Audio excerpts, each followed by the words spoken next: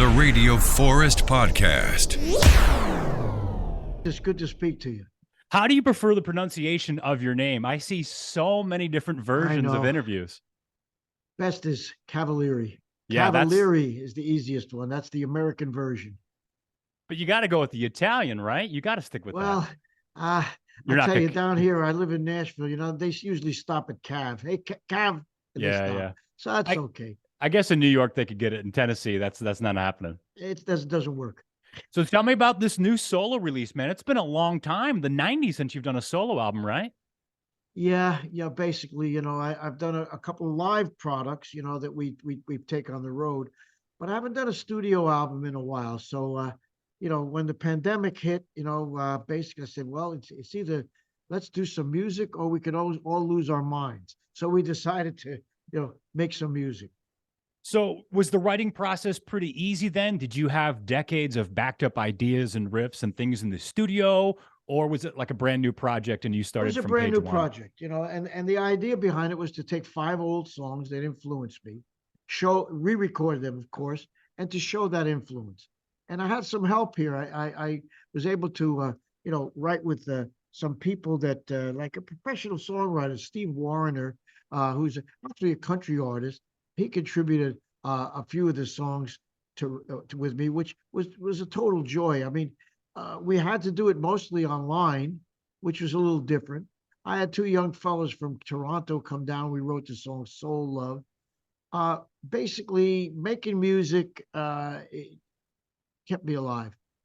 Is that because of the pandemic, you mean? Because then you're off the road and you're not doing live performances. There's no touring. Exactly. We were off everything. I mean, you know, everybody was home, you know, and we had started the tracks in a live studio, but that was it. And so we were locked up. And fortunately, because of the technology today, we could finish it. Now, I don't mean this in any sort of disrespect. Have you done any other job? Like you don't have, it's not like you also can do like carpentry or you studied medicine for a while, right? But yeah, what else you have going on? I mean, you're just a musician, right? That's what I've been doing my whole life, you know, writing and composing and performing. You know, I don't know if I could do anything else. Yeah. Now, a lot of this is covered in your autobiography, and the cover, Linda McCartney took that photo? Correct. How does it end up on your book? I mean, obviously it's a picture of you, so you're aware of it, but is it just like a normal process? Well, you know, in the 60s, Linda was a photographer. And she basically did most of her work around musicians. You know, as a matter of fact, she has, rest her soul, some really good coffee table books. If somebody wants to take a look, fantastic photographer. And I remember that shot because it's in one of those books. And I asked if we could use it, and the family gave me the permission, which I really appreciate. Now, with the Rascals, I know you guys did some touring in Europe with the Beatles. I know you're in Ringo Starr's all-star band there for a while, but I'm more curious because not a lot of people talk about it, and I don't know a lot of people I can interview that have insight to this. Harrison, one-on-one, I know you spent some time out of the limelight. Was he still a quietish guy, or do you think that was just because of the fame and being hounded and always being recognized? No, I think, you know, what you see and saw from George was what he was. You know, he was a really, really nice, gentle man.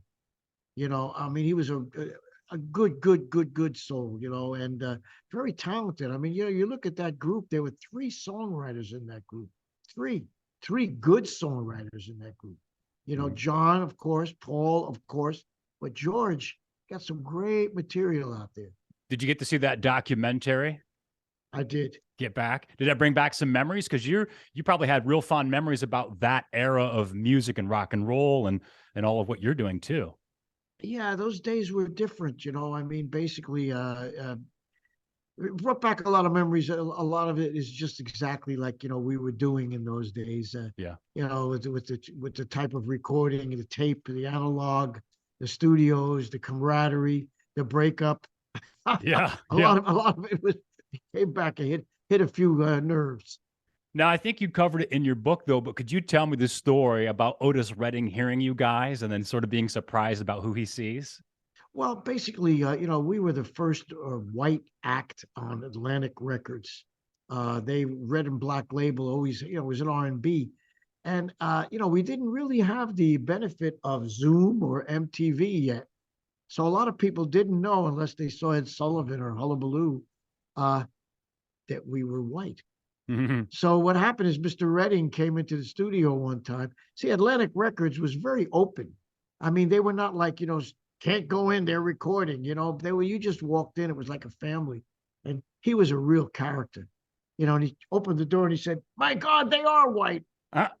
Slam. And then he just walked out. Just walked out.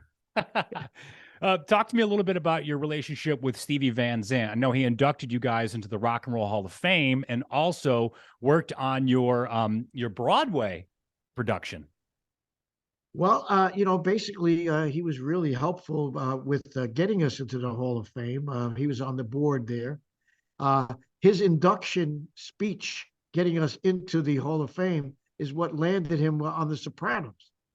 Basically, the producer of The Sopranos saw that introduction and said, "I want you to try out, for the show." So we have a relationship with him. And then later he took us on to Broadway with a Once Upon a Dream, which was a show we did there based on one of our albums.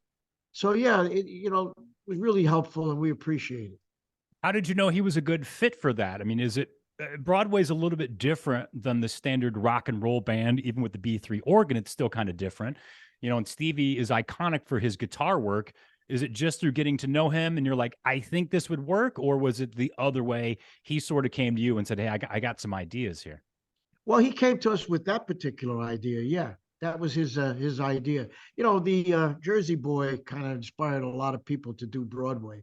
Yeah. The Four Seasons, Yeah. and of course the Who had a wonderful Broadway show. I think they called it Tommy, but it's something that he wanted to try, and I'm glad we did.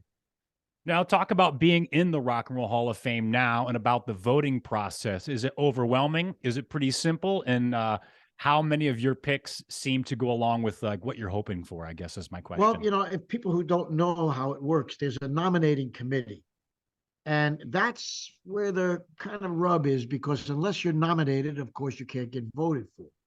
So when they come up with the so-called nominees, we, the people who are inductees, we get to vote. How many do I get out of the norm? Well, I don't know. I have a tendency to go with the older guys, the older talent, ladies and gentlemen. Mm-hmm. So a lot of the new ones, maybe I don't choose them, but that's okay. There's plenty of people that get them in. Now, let me ask you a silly question. Are you voting online? Do they send out a paper and you got to sit down with a pencil and think about it and fill it out? Or how does the voting for the nominees for the Rock and Roll Hall of Fame work now that you're in the mail? It comes in the mail. It's a brochure. It's a pamphlet with, people's names on it and the ballots. And it's very, like you got to seal that thing up. You got to sign it. You got to put a signature on it. It's something you can't really like fool around with, because I mean, it's a big honor to be in there. So it comes in the mail and it's filled out. And jumping back a little bit, I had one more question about the Beatles. How did you end up in Ringo's all-star band? I mean, he just has the cream of the crop of the musicians. Is it because you'd known him for so long, or does he kind of like cycle through and how does your name end up to get into the band with Ringo? Well, there's a process, and I think the process has to do at that time with the person who was producing it. The person who was producing it probably recommended me to Ringo and his family, and Ringo said, "Yeah, let's do it." That's awesome. All right, so you've got the book out, you've got this solo album. How many tracks on this new release, then and now? Well, there's 5 old ones that were that influenced me, and I re-recorded Ray Charles' song and Clarence Carter's song and Jackie Wilson's song and Benny King's song. And then there's 5 new ones that I wrote with people that live in Nashville, and they show that influence. So there's 10 to be complete. And getting back on the road, setting up a tour, how's this going to go as far as promoting the album out in the public? Well, when we do a tour, for the most part, people want to hear the oldies but goodies. Yeah. So we got to kind of slip in some of those new guys. Yeah, but, I get. Yeah, with your career, I guess you're kind of limited. You're like, guys, I only have like an hour and a half, 2 hours, and I have to play all the hits. And I understand that the people want to hear those. So we basically, we use podcasts like yourself and radio stations to kind of tell the people this is available, FelixCavalierMusic.com. But if you want to hear them good oldies but goodies, come on out. Yeah. Felix Cavaliere, and from the Rascals, you've got the solo release Then and Now out now. Rock and Roll Hall of Famer, Songwriter Hall of Famer, and a ton of other accolades. Felix, an honor, man. Thanks for talking to me today. Hey, Forrest, thank you for taking the time.